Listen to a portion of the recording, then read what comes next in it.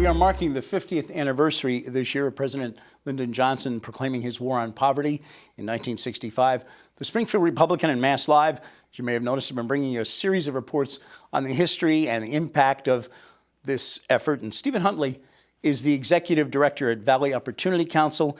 He submitted what I found to be a very interesting set of 5 ways to make headway in the continuing war on poverty. Sir, thank you for your time, for coming in to talk about this with us. Thank you very much for having me.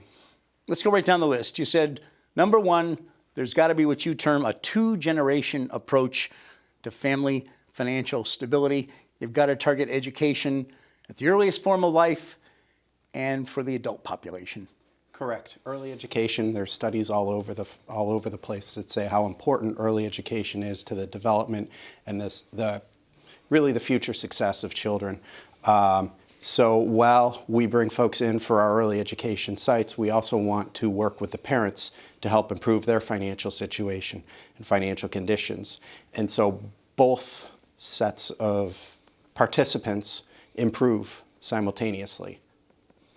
You said something in there as well in your piece that really stuck with me. You said, helping adults focus in on and realize they can get real, attainable jobs. You termed that, you said that's a game changer. Absolutely a game changer. They need jobs with a career path. They need guidance and support to achieve the career path to increase earnings.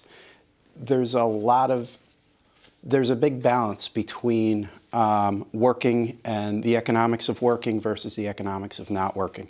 There's programs that are based on income that sometimes make working a disincentive.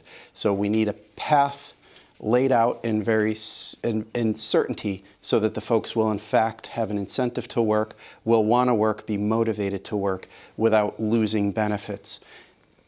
The health care is a struggle. Once folks get to a certain income level, they have to start paying for more health care, and then it becomes a higher burden of cost. Housing is the other one. There are programs where they pay a certain amount of their income for rent. And so if their income is low, their rent is low. As their income goes up, they may lose that program. That's their housing safety net, where they very easily say, no, thank you, I don't want to raise, I don't want to advance myself. Because if I lose the safety net and a child gets ill, a parent gets ill, I lose hours, I lose overtime. I very easily find myself back in a very unstable housing situation, and then the whole house of cards falls down. I was reminded reading your piece of the old saying, and I've heard Democrats say it, I've heard Republicans, liberals, conservatives say, best social program is a job. Yes, absolutely. A job, and not just a job with upward mobility and a path and guidance to help someone through that upward mobility. That's the key. There's a lot of great jobs for entry-level folks to get them started. Unfortunately, there's not a lot of opportunity for them to grow in those entry-level jobs. And let's pick up on that again. You said there's a need to improve the earnings for entry-level and low-skill workers. We voted in Massachusetts last fall for a higher minimum wage over the next couple of years. Nobody's going to get rich still at that, but at least it's a little closer to a living wage. That's working in the direction you're talking about, I think. You're absolutely right. And the minimum wage increase is very much a help for this. But the minimum wage increase only helps the entry level. Really, the key to this system working is to have chance for growth, so that the now $9, next year $10, the year after $11, those are starting points where an individual feels as though they can work hard and grow to earn more, like 14, 15, 16, and then hit the sweet spot of 19 or 20, where they're really able to do everything for themselves. You pointed to a need for more and better collaboration of programs, state, federal, local, to aid lower income individuals and families. So often all the programs are good, but they're very narrowly focused. Correct. And they sometimes get in the way of each other. Yeah, you're absolutely right. And really, each program, and at the VOC we have about 16 programs that we offer, and each funder that we talk to believes that their program is the be-all, end-all. And We need them all to understand they're a piece of the puzzle, that this program isn't more important than that program, that every program is necessary, that early education is important, that housing is important, that food security is important, that et cetera. Now, this next one I'm bringing up, you mentioned just before we started taping, this is the one that was a little controversial. This is the one that got a little number of people a little excited, a little upset. You said there's got to be true hands-on individual case management for families or people in crisis, something that we really haven't seen in social work in about 30 years. And I think it's budget cuts, Proposition 2.5, high costs of labor and state workers. But you say ultimately having someone who is in touch regularly is what helps families stabilize. Absolutely. A lot of these families, and in particular, if we look at the homeless situation going on, a lot of these folks are isolated from all their friends, from their family. That's why they're homeless. They've burnt many, many, many bridges.